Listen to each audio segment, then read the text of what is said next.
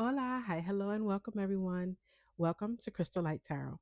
I'm Krystal Light, and I'm so delighted that you're joining me here today. In today's video, we will be reviewing the first tarot deck in the Seasons of the Witch series.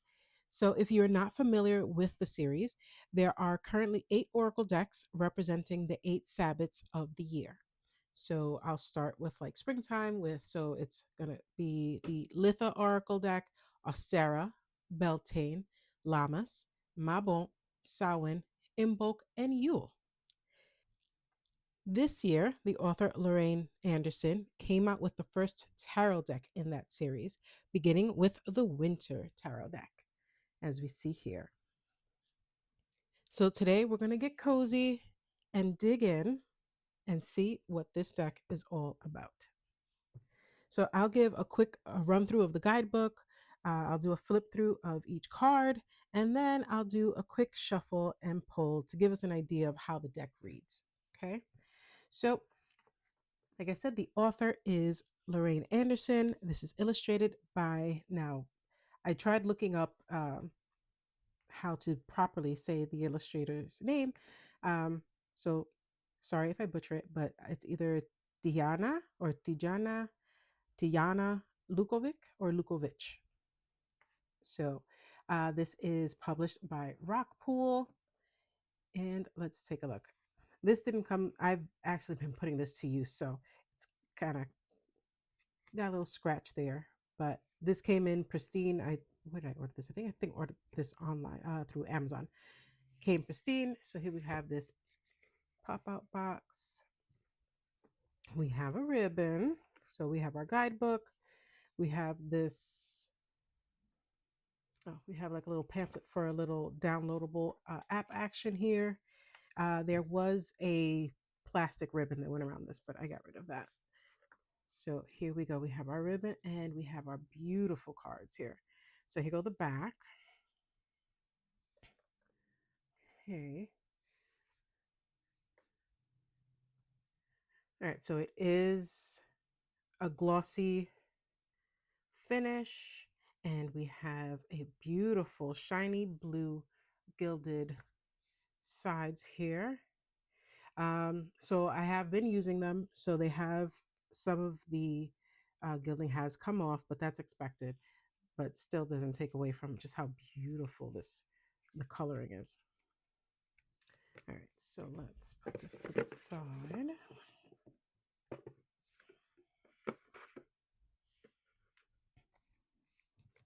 Get you there. We'll get to that in a second. Actually, no, you know what? We'll do the guidebook first. I'll put you here. All right, so we can look at the cards. All right, we're going to look at the guidebook first. So we have Seasons of the Witch, Winter Tarot, A Journey Through Yule and Imbolc.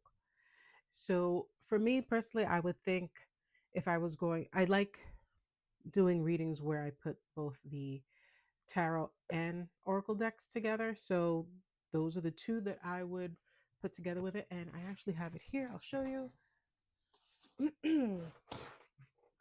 Now, I've dug into the guidebook a little bit, and they say you can use whatever oracle deck you want to, whether it's these, whether it's, if you want to use the winter with the Litha or Stara. We'll get into when you can read with this, but you can use this with any of them. But these are the two that I would use.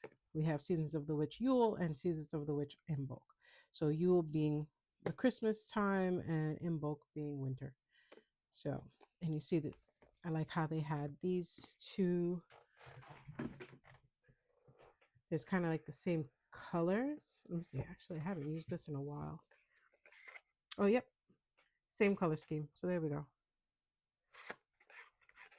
With the blue gilding. Beautiful. Okay.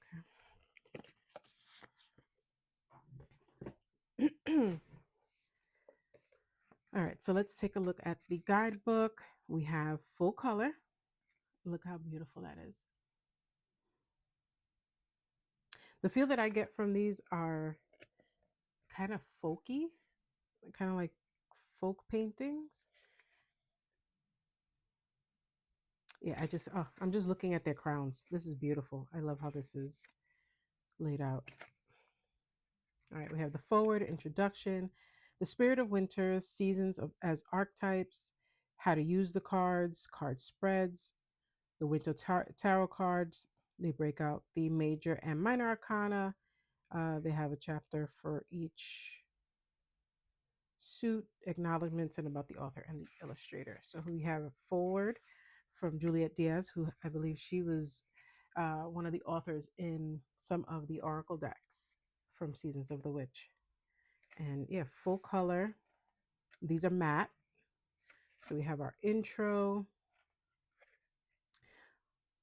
Let's see, was there something here that I wanted?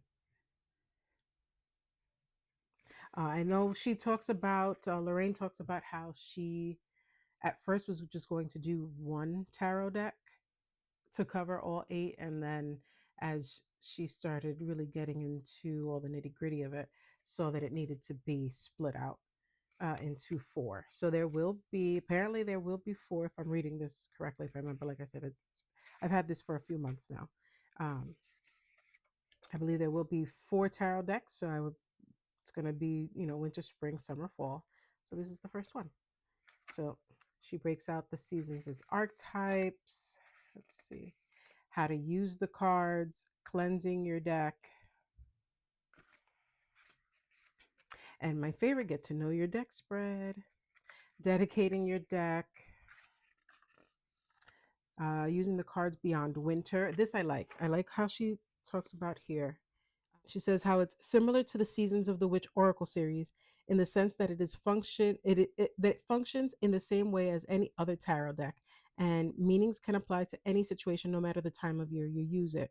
So the themes held within the deck might feel most relevant visually during the winter, but the energy of this deck isn't limited to just one specific season. Your soul won't care if it's December 29th or June 12th if it's experiencing burnout and needs a break. And then she lists out, sometimes you may wish to consider working with this deck outside of winter, including when you're feeling tired, especially spiritually and mentally, when you're seeking to reflect on a journey, or after achieving a significant milestone, to embrace dark energies such as shadow work or deep rest, to build resilience during challenging times, to establish a restorative living journey, when you feel the need to be in stillness and solitude, or to learn patience and trust in the divine. So this isn't just a deck that you use in the winter. For all of those, and I'm sure more, are a reason to reference this deck. They have chosen not to do reversals. Okay. And then she talks about combining tarot and oracle. And then we have card spreads, the 1 card pull, 6 card readings, the winter hibernation spread, yearly shift spread for the new year. I believe this one I want to use as I'm recording this. It is New Year's Eve. So tomorrow, I think I'm going to do a yearly shift spread for the new year, where it asks, what is the key lesson learned from this year? What is something you should release from this year that will hold you back if you don't? Card 3, what is the overall theme for you in the coming year? What opportunities for growth or self-improvement do you have for the new year? And so on and so on. So I'm actually doing, right now, I'm doing, I believe they call it the 13 Magical Nights. This is the first time that I'm doing it. Saw it online and sounds great. Where you take 13 wishes, and either starting at the winter solstice or on Christmas Eve, you take those 13 wishes, put them on 13 pieces of paper, jumble them up. You pick one each night from whatever starting point you want. Just has to be from December, December from one year taking you to the next. And you take one and burn it and let the universe take care of that wish. But it has to be something you can do, something tangible. And then on that 13th night, that is your wish to make true, to work on during the year. So it's supposed to bring wonderful things. So let's see what happens. Okay. So now we have the winter tarot cards. Okay, so we have an explanation of the major arcana. Okay, yeah, just a little blurb on what the major arcana are or is. And then we go into the description and the divinatory meaning. So I appreciate that in the cards. Yeah, I always love when a guidebook actually tells you what is going on in the cards, whether it's explaining what you're seeing, because sometimes, we all can look at the same picture and see different things. So, you know, I want to make sure that this is some type of tunnel or something that this person is going through. Um, I really appreciate when they explain why they use the colors, the symbolism, the this, the that, whatever. So uh, they do go into that a little bit, and then they go into the divinatory meaning. Okay, so we have for each one. So one thing I will mention, and we'll see it when we do the flip through, there are some changes to the names, just not just that she's putting winter in front of everything. At first, that kind of bothered me. The Winter Witch. I'm like, okay, gonna get a little redundant. The Winter Fool, the Winter Witch. Oh, okay, so that's when we see the Winter Witch. That is usually the magician. Is now the Winter Witch. Okay, the Winter High Priestess. So yeah, seeing winter in front of everything, I was like, okay, this kind of gets redundant. However, I could see though if what was it with the last? No, with the last card of the Major Arcana, self reflection. What is it? Ascending to spring. So now I can see why we need the explanation, because one thing that I'm going to possibly maybe do is put together maybe a mega deck. And then you would need to know which is this the winter fool, is this the spring fool, things like that. So let's see how they do it. I don't know if that's how they're going to go about it, but yeah, that's kind of where I would kind of see it going. So we have the Winter Emperor. I want to go back to here we go. Okay, so the Winter High Priestess. One great thing, sorry, I'll put this down here, that I notice is not for every card, but there are Winter's Wisdom sections in some of these cards, or in some of the blurbs here in the guidebook. And it tells you to refer to bonus material on another page.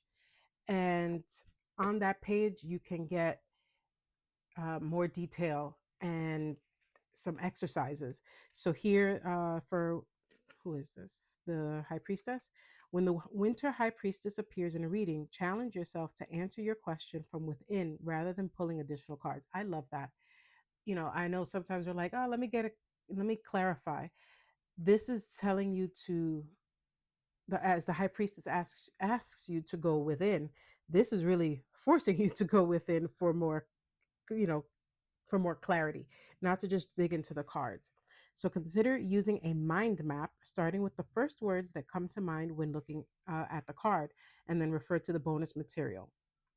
And then they show you. So I did it, and I'd never done a mind map before. It was great. So they have different cards. You'll go through, and it'll have that little magic that winter wisdom in there for you to do either an exercise or some extra reading. So that's fantastic. So yeah, so we'll see through the deck. There are some other names that have been changed, but so far, yeah, we have it goes just enough in depth. Okay, so now we go into the minor arcana. So we have a little blurb about the minor arcana. I don't believe they go too in depth into like the elements of these suits. That's the only thing I think is kind of missing, and would also, as far if you're getting a newbie into tarot, that might be something that might be lacking, but I don't think it's that bad. Let me see. The minor arcana is broken up into 4 suits: wands, cups, swords, and pentacles, with each representing a different component of life. Typically, the court cards are called page, knight, queen, and king, but here are renamed initiate, apprentice, artisan, and master.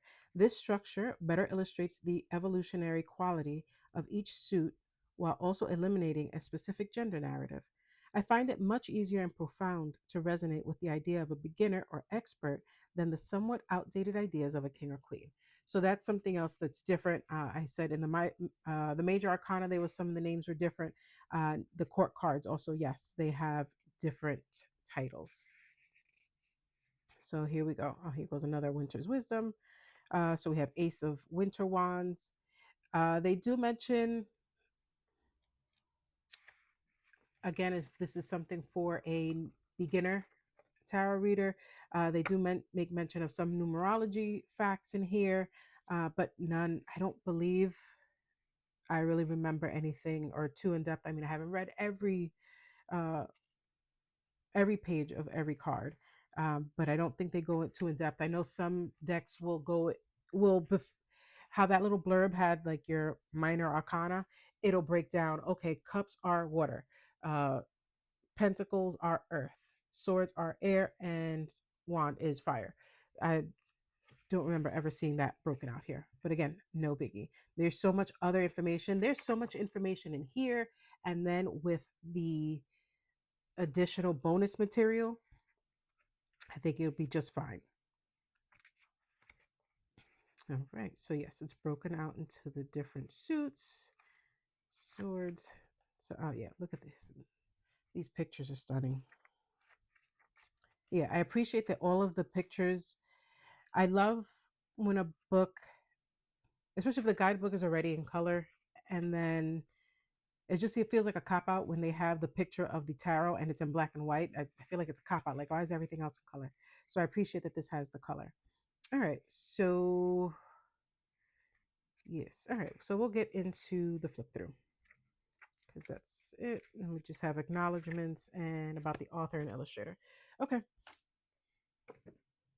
So let's get into. Let's see. I want to make sure I show that. Okay. Let's get into the flip through. All right. So here we have, as far as the card stock, it's bendy. Apologize. I still don't know what like the official name of what the card stock is, whether it's black, blue, whatever, but can't see through it. It's bendy. We said we had the gilded sides.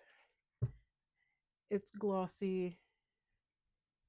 Let me see my little hands test. I can grab it afterwards. When we're done, I'll shuffle and we'll see how that shuffles. As far as the back, it is reversible, so I know that is important to some people because they want to make sure that they don't know when they're shuffling whether it's reversed or not. Even though this doesn't have reversals, but you can intuitively read reversals if you'd like to. All right, so here we go. Without further ado. Okay, so we have the Winter Fool. Let's see how this looks. Do you want to get tighter? Here we go.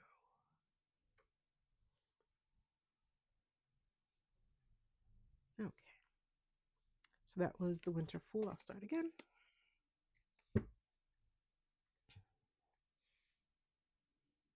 All right. The Winter Fool. That looks like just before the winter's really set in, right? This looks like that last bit of autumn, right before winter really kicks in. Now, Winter Witch, we are all in winter. The Winter High Priestess. So the Winter Witch would be the magician. This is the Winter High Priestess.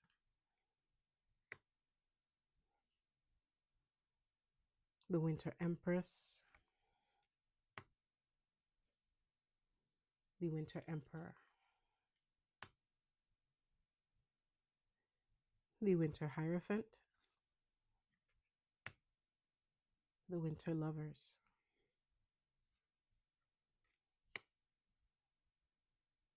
The Winter Chariot.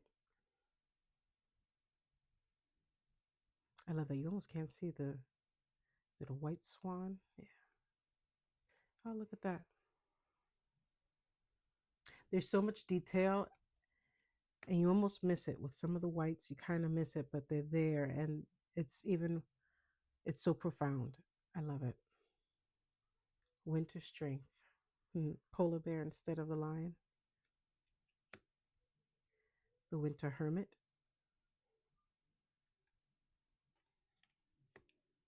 The winter wheel. The wheel of fortune.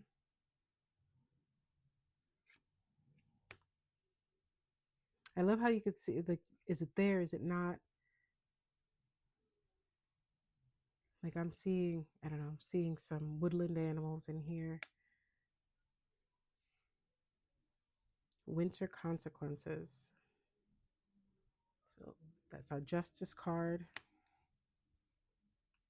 The winter hanged man. Winter death. Winter temperance.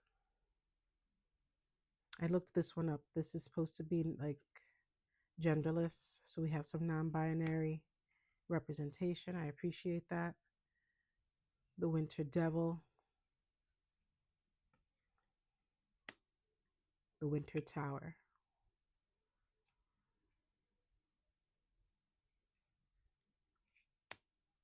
The winter star. That's beautiful. New moon, which is the moon card. Midnight. Wait a minute. No, wait. Yeah, the star, moon. All right, now I'm getting myself confused. Yeah. Star, moon, midnight. Oh, yes, instead of the sun.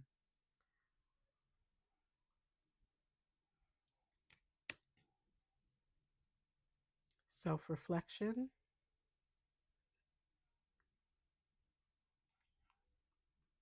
And ascending to spring, previously known as the world. And now we're getting into the cups. So Ace of Cups, Ace of Winter Cups, Two of Winter Cups,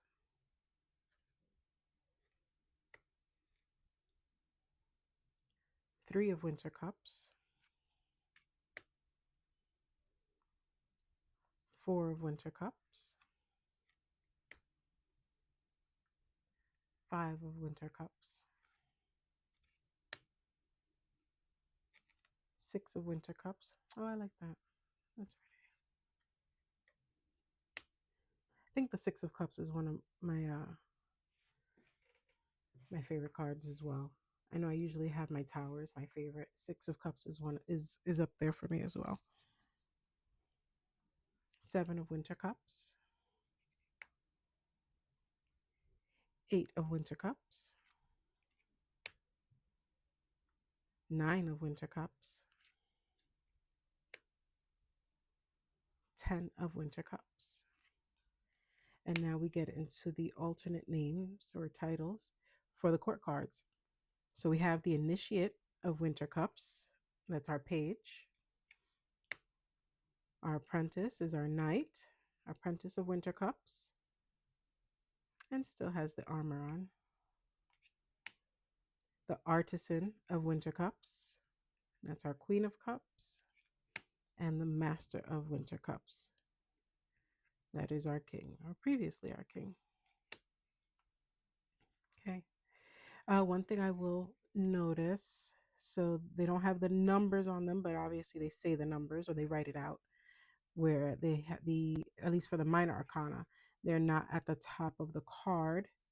You just have the suit at the top of the card now, whereas the major arcana have the Roman numerals up on top. Okay. Just note that. I know that that's something some people look for. Okay. Yeah, that for me doesn't make a big deal. Because I know some people don't like when people switch it up, the numbers versus the suits. Doesn't matter to me. Okay. Ace of Winter Pentacles.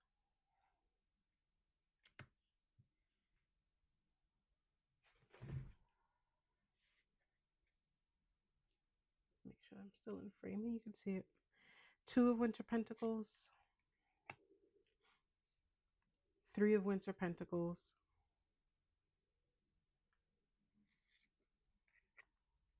Four of Winter Pentacles,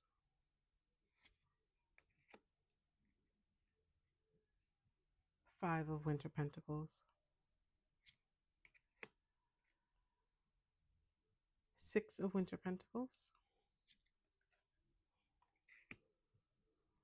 Seven of Winter Pentacles, Eight of Winter Pentacles, Nine of Winter Pentacles, 10 of Winter Pentacles. Oh, just finished with Christmas. I miss it so much already. I love the magic of Christmas. Okay, now we have the Initiate of Winter Pentacles, Apprentice of Winter Pentacles, Artisan of Winter Pentacles, and the Master of Winter Pentacles. Okay. Ace of Winter Swords. Ooh, I like that crystal in her hand. Two of Winter Swords. Three of Winter Swords. Four of Winter Swords. Five of Winter Swords.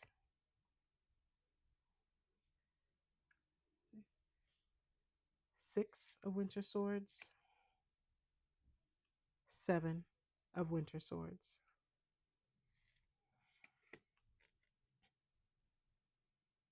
Eight of Winter Swords. Nine of Winter Swords. This one's creepy. That one's creepy to me. It's cool. Nine of Swords is another one of my favorites because it's how I feel like I activated my sight into tarot. That one is creepy. It's awesome. 10 of Winter Swords.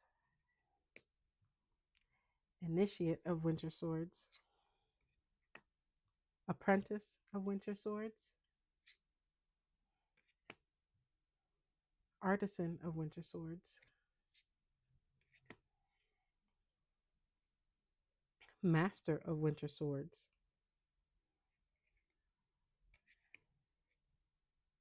And now we're into the final suit of Wands with the Ace of Winter Wands.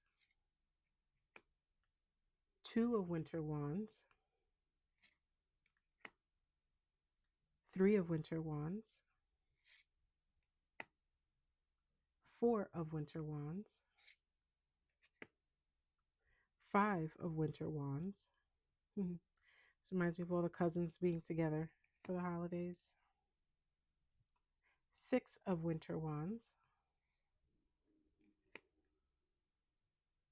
Seven of Winter Wands.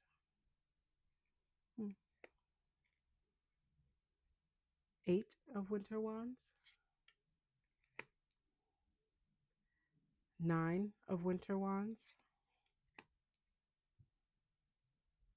10 of Winter Wands. You're almost there, honey. They're waiting for you. Initiate of Winter Wands. Apprentice of Winter Wands. Artisan of Winter Wands. And Master of Winter Wands with, I'm going to assume, jolly old Saint Nick. Okay, so that is our deck. We have a little border on the outside, light blue. Looks like they're all the same color on that. All right. So you have to let me know if any cards stuck out, if you liked anything. All right, let's see how I can. Yep, I can do a bridge just fine. Let me see if I compare it to a regular Rider-Waite-Smith card. Your regular tarot card.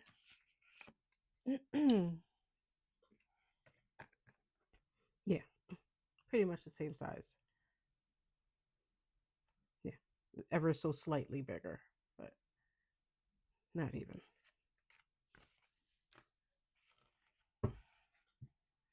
Okay, so before I pick anything, let me just see if there's anything else I want to mention about the cards.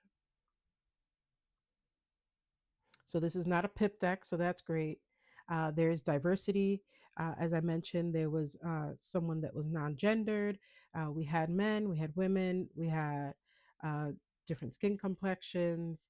I just didn't take note of if there are any ability, if there was any ability diversity, but I wouldn't be shocked. They are very inclusive. I also know it was something I believe in one of the first of the Oracle decks they did take account and took note. I guess there wasn't a lot of diversity at first, and they went back and they worked on that. So I also know that Lorraine is very mindful of, you know, you want to do everything, and but there's always you don't know what you don't know. So whatever's lacking, if there is anything lacking in this, it will be addressed in the next one. Because with the Seasons of the Witch Oracle decks, they just got better and better as they kept on going. All right, no, I think I touched upon everything that I wanted to. So let's see if we can pull a card. Ooh, that was bad. All right, I think it's this ring. I don't want to mess up the sides with this ring. Right, I like doing the side ones. Anyway, yeah, this ring at the bottom, it opens up. So I'm always afraid that I'm going to get a card stuck. So not the smartest ring to wear for this. But it's pretty and it matches blue and gold. And then, yeah, let's do that. All right. Alrighty. So I want to thank Lorriane Anderson for being the vessel to bring us this in spirit. Please help us pick a card for the collective, get us a message, and see how this deck reads. Thank you so much. Thank you so much for your blessings so far. All right. Let's see. What do we got? That came out quick.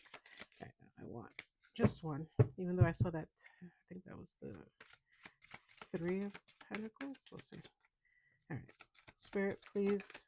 Oh, and thank you. Okay, so let's see what we've got. Ooh, Ace of Winter Pentacles. That's pretty. All right, can you see that? You can't see that there.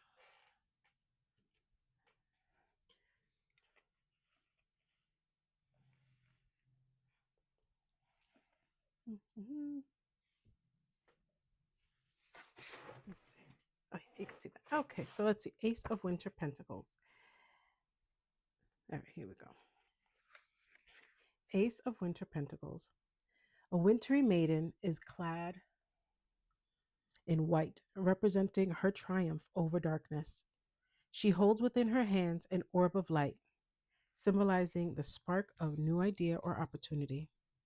Brilliant stars of inspiration twirl around her, but she's chosen this bright light in her hands specifically. Beside her is a familiar character, the white stag from the Winter Hermit, appearing again to guide the maiden to the truest expression of herself. Divinatory meaning. A chance is being offered. This is your opportunity for a new beginning in the space of career, money, and ambitions, especially, but that doesn't mean that you have to take it. Before saying yes, ask yourself if this is truly what you want. Are you prepared to go the distance and put in the hard work to see this through? Everything glitters when the idea first appears, and the ace only represents the stirring of an idea, nothing more. If you aren't fully ready for this challenge, it may be time to say thank you, but no. If you feel any new opportunities are something you're ready to tackle, be sure you're prepared to do what it takes. Think about what might happen when things become too overwhelming and how you'll manage the stress. What will keep you motivated when times get hard?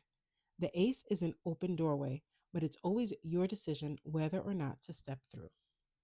Okay. Winter's Wisdom. Refer to bonus material, and that will be up to you. I'm not going to give out too much away all at once. So I like that. It isn't just all happy go lucky, oh, this is the beginning of something wonderful. No, there's so many other elements that are here. Um,